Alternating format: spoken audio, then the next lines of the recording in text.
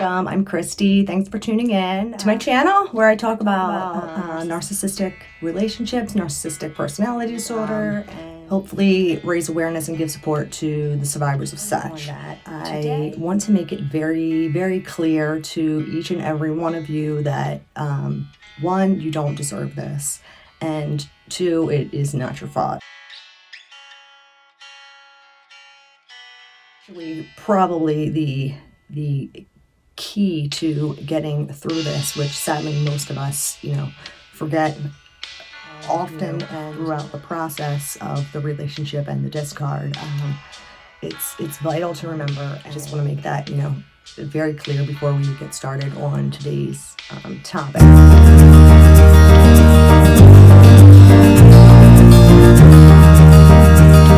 To discuss, in my opinion, the only way to defeat a narcissist in court or really any other situation in life.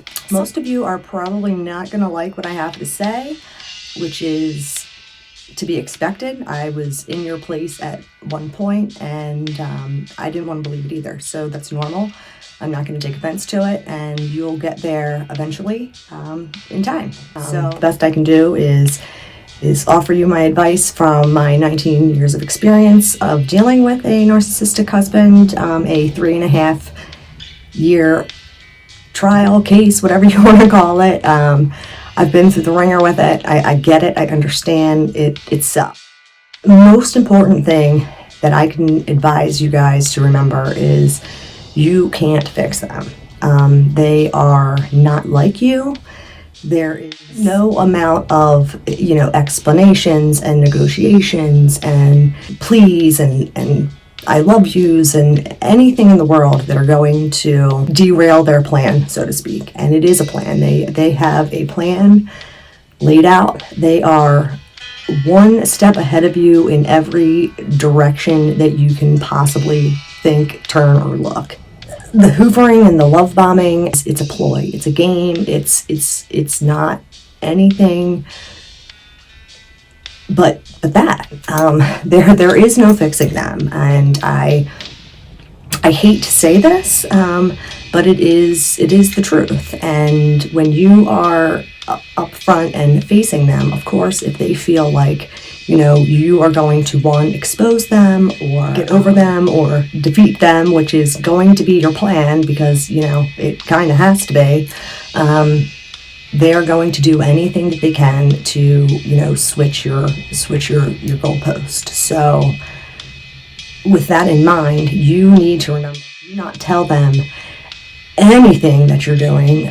Obviously, you're going to need to document everything down. You're not going to want to because you're going to want to put all of your trust and your faith and your hope into, scrounging up or managing some way of fixing this godforsaken relationship, which you, I think, subconsciously know is extremely toxic, but because of the trauma bonds and insecurities and your attachment issues, you're going to want to protect this relationship that you've been, in all reality, miserable in for however long of a time. The honeymoon period with the narcissistic relationship is short-lived, and after the mask starts to fall off, it really truly in hindsight is misery. It's hell. It's horrible. It's a living nightmare. But for some reason, we all, because of these trauma bonds, try to protect the very thing that was, bringing us down. So throughout the process of, discard or divorce or just, finding the strength to walk away, you need to remember this. Like, I cannot instill it in you anymore that you cannot fix them.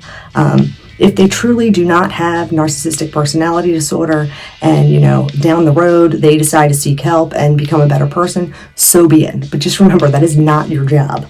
It's not going to happen. And accepting this is probably the only way that you are ever going to be able to one, find closure, to find the willingness and the strength and the courage to want to move on, be able to move on, and to get through this without, handing them over everything that they ask for. I fell into that category. You can't say that I defeated my, narcissistic spouts in court, because I didn't. I totally didn't.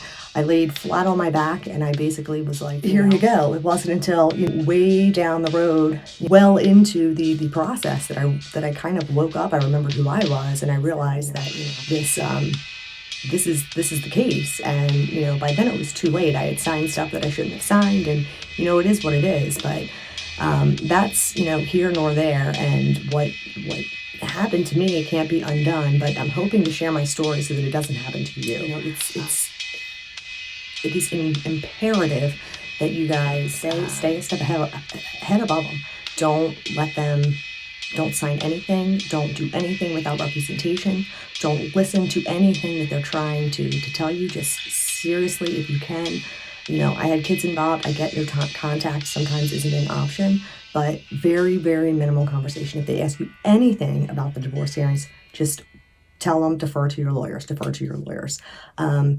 The other thing I want to say about the lawyer situation, and mine were great. I can't really trash mouth them, but you want to find somebody who is specializes in this kind of relationship.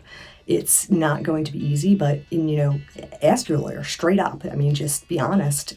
Have him be honest, or her be honest with you, if they are familiar with dealing with such relationships and such cases. If they're not, find somebody else, or take the initiative. Ask them if they're willing to, do a little bit of research on them. They should. That's their job. Their job is to be able to defend, your particular case. And I, unfortunately, they didn't have the education that, again, in hindsight, I would have wished that they would have had. But it's not too late for you, and I would demand it. I would demand it, or I would find a different lawyer. So, truly, the most important thing to remember are, two things is, remember, one, you don't deserve this. Two, you're not going to fix them, period. You are not going to fix them. It may take some serious time to get through your heads. You are not going to want to believe it. Change the stars and be convinced that you are the one person that, is going to be able to do this, because you're going to feel sorry for them. Like I said, the trauma bond, it's crazy, it's intense, and it just takes over our brains. However, it's not going to happen. And I apologize for anybody that I'm offending or upsetting. And I get it. You may not be ready to hear it, but it is the stone cold, bitter truth that at least some of you out there will let this sink in, and watch this a million times if you have to, and remind yourself every single day when you wake up of who you are, that you don't deserve this, that you can survive on your own, and that you can't fix them. All right, peoples, have a great day. Good luck to all of you. Best of luck. God bless.